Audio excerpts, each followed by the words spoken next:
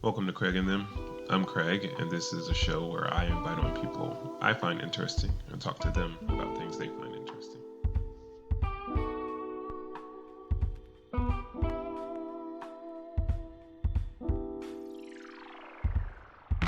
And thank you again for choosing to listen to another episode of Craig and Them.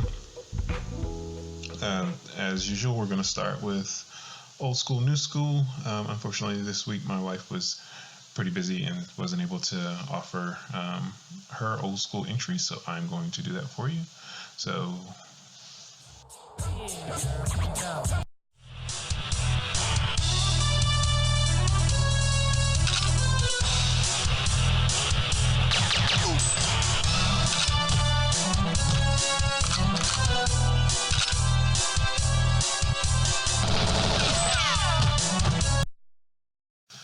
for those of you who don't know what you were just listening to, that was a clip from the GoldenEye 007 video game for the Nintendo 64. It came out in 1997, my sophomore year of college, and I'm not going to say it's the reason I'm a therapist and not an engineer, but it definitely played a role in that. It definitely cost me a few nights with the guys, just kind of playing and killing time and doing that instead of probably doing some studying that I should have been doing. But it was a great game. One of the first person shooters, and just a game that really kind of infatuated me and my friends for that entire year.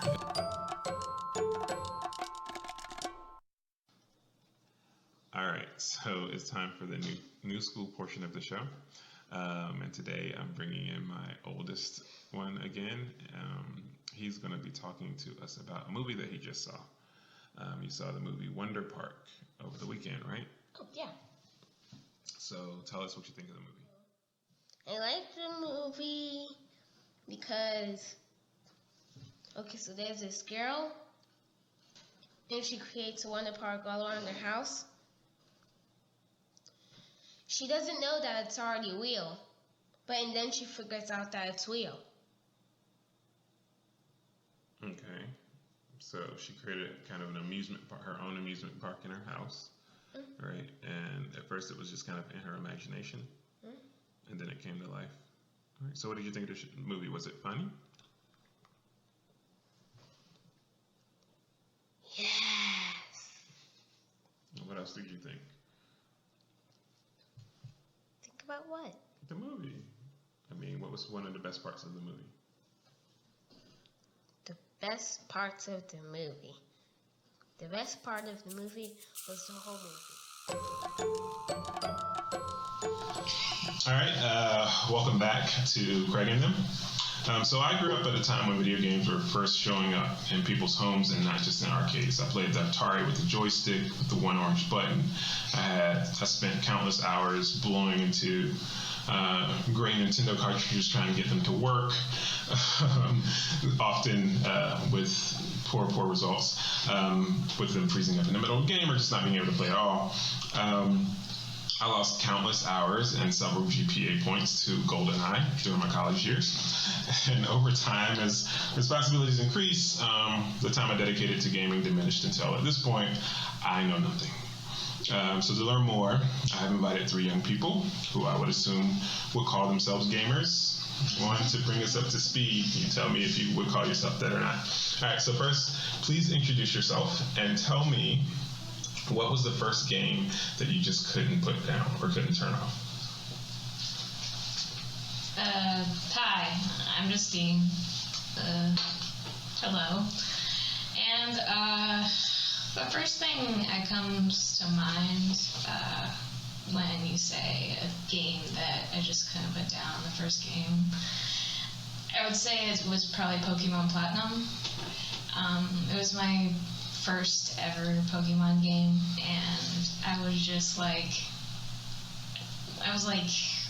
9, 10, and I was just like super into it. Like, I threw like hundreds of hours into that game. So yeah, that would probably be the first one, I would think. Awesome. Okay, I'm Jackson. A game that I couldn't put down would have to be.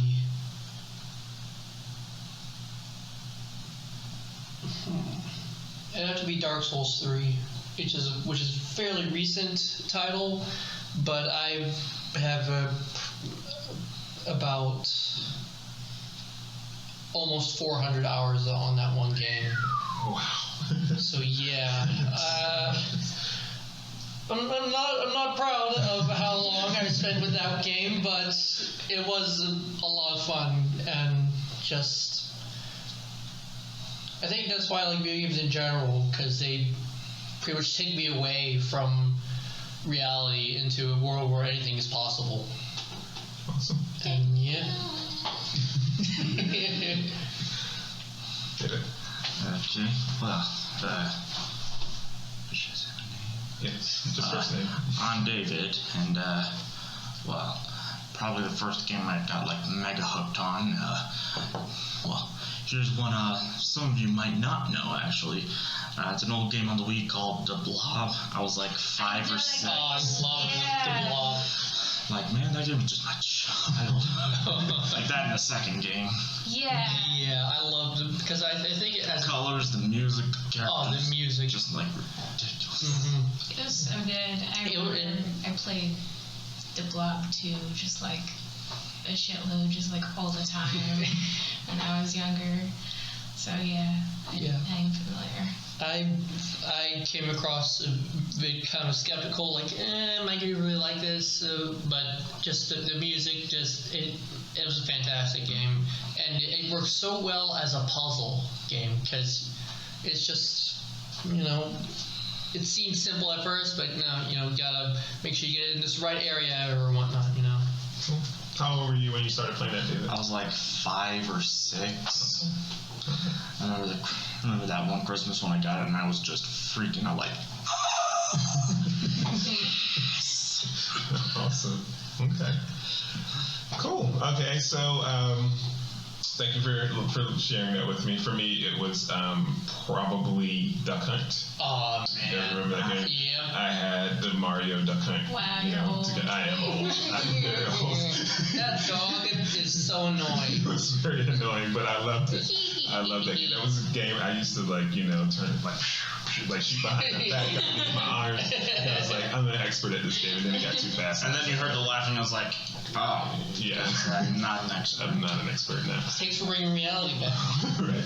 But it was a really cool game for me, and yes, I am old, which is why I'm talking to you guys about new games. All right.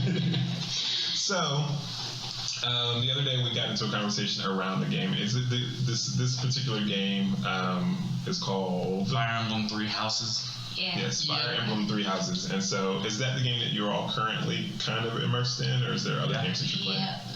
I'm right now playing The Surge 2, which recently came out. Okay. It is a very, very interesting game. It basically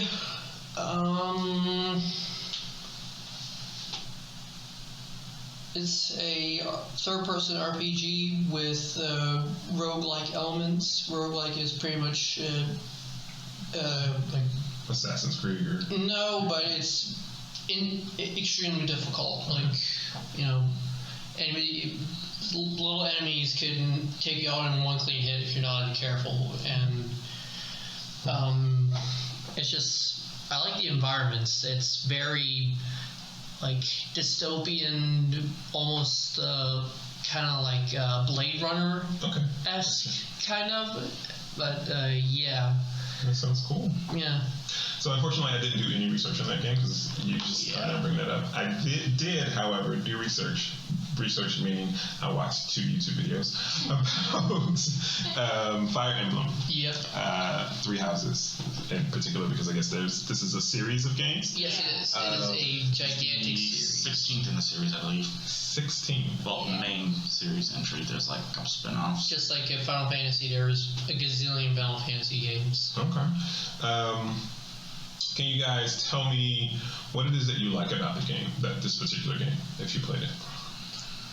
I just like how deep the lore is. Like, just everything from the actual houses to the weapons to how everything came about. It's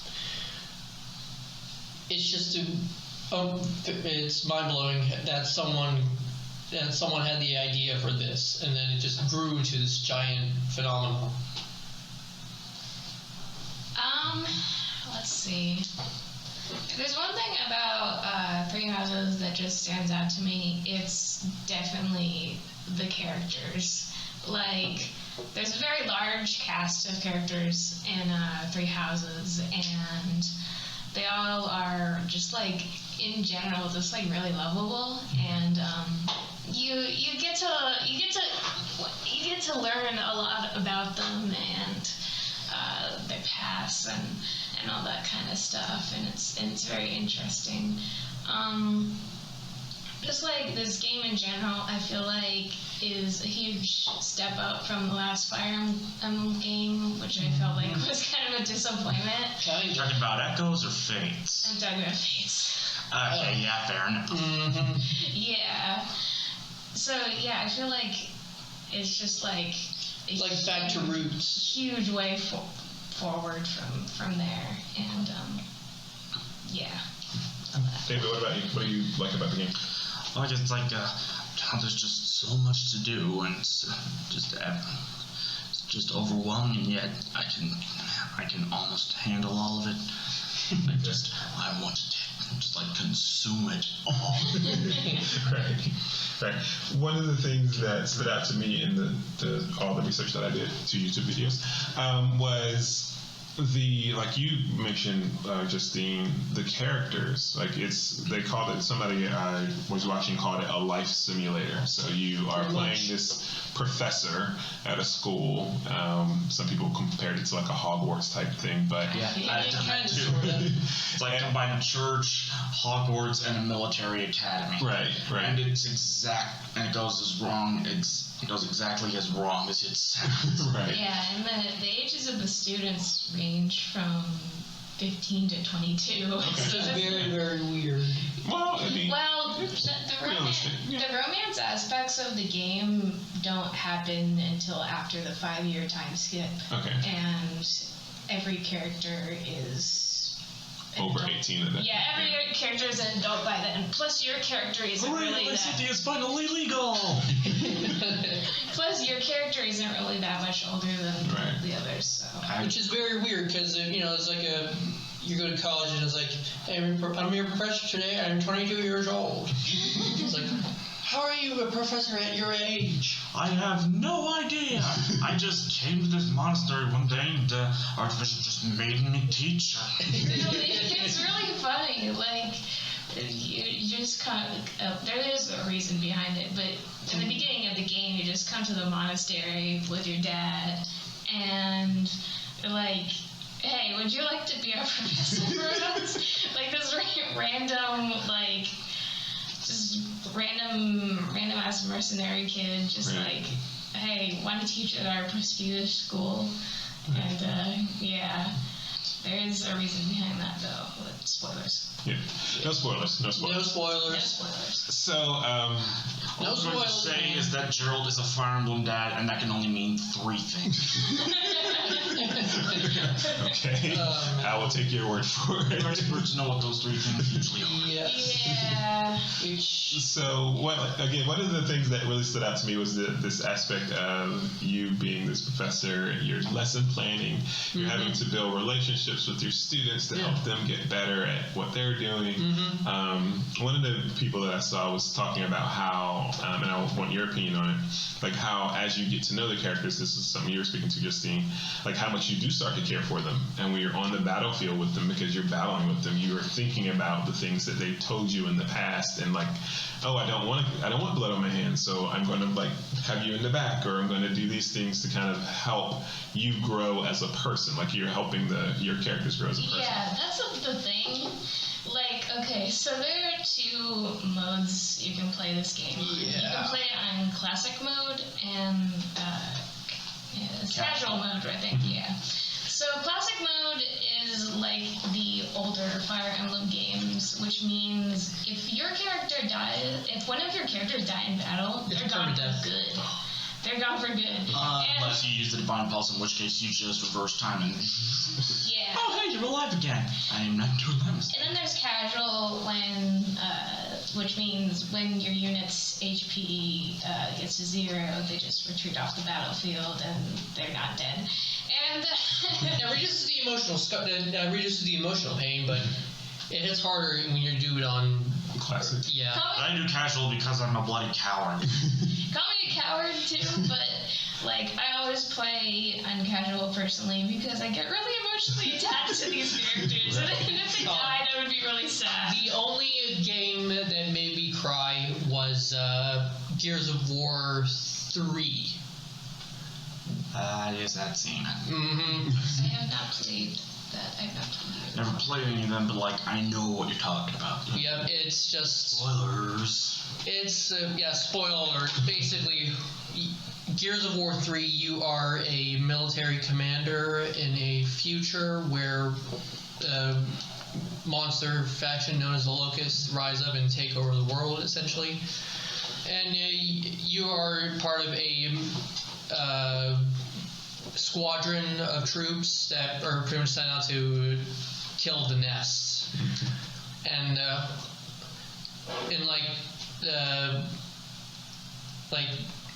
towards the end of the single player campaign, one of the characters that you've gotten to know over the series, Dom, just dies, and it's just the music, how it is, how it turns out, it's just heartbreaking for me. Yeah. And the thing I like the most is that you move on, and it's not the story's not over, you avenge his death and whatnot, and I think it's great that games can show emotion rather than just be for pure entertainment. That's cool. That's awesome. Yeah, and that was part of what I was really fascinated by about this particular game was the emotion that it was showing, and like you were saying, the connectivity to the characters. 3 houses. 3 houses. Okay. Yeah, 3 houses. So, speaking of 3 houses, which house did you pick? Or are you currently playing with? Have you beaten the game with any of the houses? And have you gone back to restart? At the moment, I have not beaten the game yet. Neither have I. I have. Yeah, I'm working on it. I'm at the time skip. I am playing the Crimson Flower route, which is the Black Eagle route, which I always plan. I planned ahead that would be the route that I would be playing first, and eventually I plan to play all the routes. Me but too. yeah, that's the one I'm on currently, and also just in general, so far the Black Eagles have just been my favorite class. They're all just I love all of them. They're all emo, goth, punk-esque. Nah, it's just Hubert. It's just Hubert. Yeah. Yes, the Sith Lord, the shonen protagonist, crippling anxiety, ADD, and Starfire. Okay, so David, you said which house are you playing with?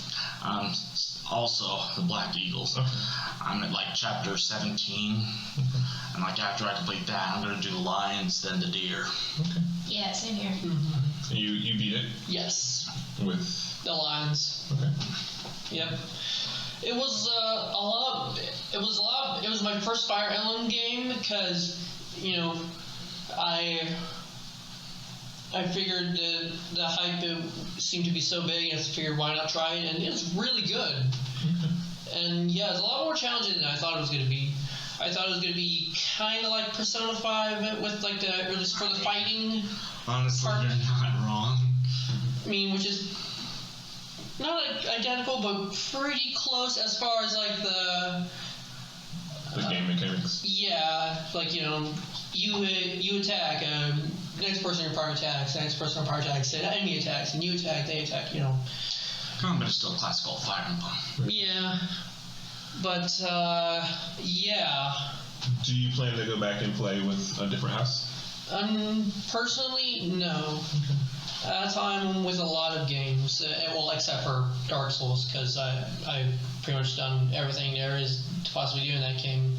But from most games, once I play it once, I'm pretty much done with it. From what I understand, though, it is with the 3 different houses. There's kind of 3 different trajectories, and, and it's almost 3 different games, almost from what I understand. Technically. Yeah. Okay, so you guys plan on playing all 3 routes. You're done. You've gotten through it once. You're good. Okay. So tell me what it is that you like about gaming. You talked about it kind of allowing you to kind of escape from the world a little bit. What else is it about gaming that feels right? I guess I just grew up playing video games. My first interaction with video games was back with the 360, and now I'm old now. But yeah, 360. Oh Lord, I'm sorry. Yeah. It'd be worse. It could be the original Xbox. Now that can make you feel old. Oh yeah. 360. The fact that the first one is the 360 for him makes me feel old. My 360 died. Oh yeah. The red eye of death. Oh I that. thought it was the red ring of death. That one too. Either way, but yeah, the first game I got for the reason why I'm so infatuated with gaming, or at least really enjoy gaming, is just the excitement about it. I remember, because before the Xbox, I was just playing computer games and whatnot, and I was like 8 or 9 years old at the time. I was playing like E games and T games, but I remember this very specific day on February 23rd. You knew the date. Wow. I don't remember the year, but it was February 23rd. I remember waking up. Hey, it's my sister's birthday. I remember waking up, and I remember going downstairs, and Halo 3 was waiting for you. Yep, Halo 3. Yep, because it was the first mature game my dad allowed me to play. It was, oh man. Never forget your first kiss, right?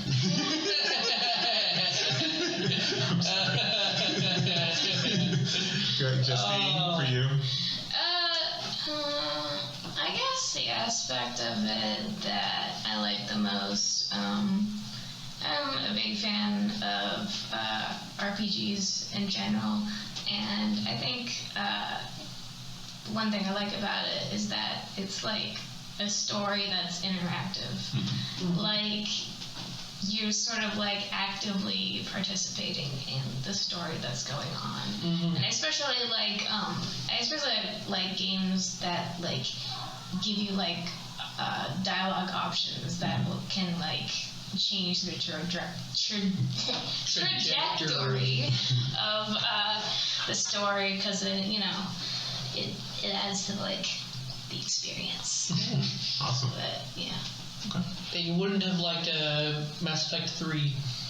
Oh boy. We don't talk about Mass Effect 3. David, what about you? Just like because of the feeling that like I can actually do something impactful. Right. So it gives you kind of a sense of mastery, of being able to like get better at Just it. like an appreciation of the artistic value of it, like the gameplay. Okay. Cool. Awesome. Well, thank you guys so much for talking to me about gaming. Hopefully we can do this again. Maybe next time we can talk about online gaming if any of you guys do that. I only do Warframe. Okay. We can talk about the feelings about like what that's like. I know it's huge with people doing Twitch and all types of other things like that. Which you guys have to explain to me what all it is. But thank you guys for jumping on with me and talking to me about this. Appreciate it. Any last thoughts that you want to share with anybody about gaming or about anything at all?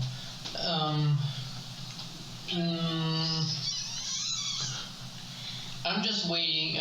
Just waiting for like VR gaming to the point where you don't need a headset, like projections or holograms or whatnot. Cool. Like some friggin' Ready Player One. Oh yeah. Yep. Have you read the book? I didn't read the book, but I saw the movie and I freaking loved it. Yeah. Like, if you like the movie, you would love the book. The book is amazing. But again, it's for me because it's 80s, a lot of 80s references, which you would be like, stupid. Yeah, But, I'm okay with the 80s references in Ready Player One. Okay. No, but they're like thick in the book. But anyway, I'm sorry. Do you have anything?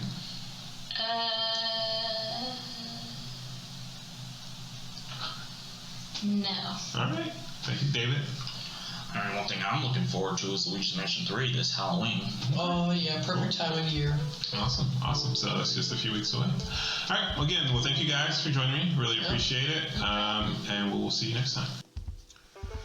After the more serious tone and nature of episodes 1 and 2, I wanted to shift gears a bit with this episode. However, I did have a bit of a hidden agenda. I currently work as a therapist for a program for young adults that are transitioning into adulthood as college students or as members of the workforce. These young people have all been diagnosed with a neurological difference. The most common diagnosis that falls under this umbrella is autism, though it can include developmental delays, learning disabilities, and others. Media representations like The Good Doctor, a show I have only seen portions of, and Atypical, a show I actually love, don't always give a view of neurological differences that allow for the warmth, humor, and wittiness I get to see every day working with these young people. So the 3 young adults you just had the pleasure of listening to hopefully change your perspective on what to expect when you hear that someone has autism or a neurological difference. Sorry. I had told Craig and them, I'm gonna kick it with them. Gotta go. See you when I see you.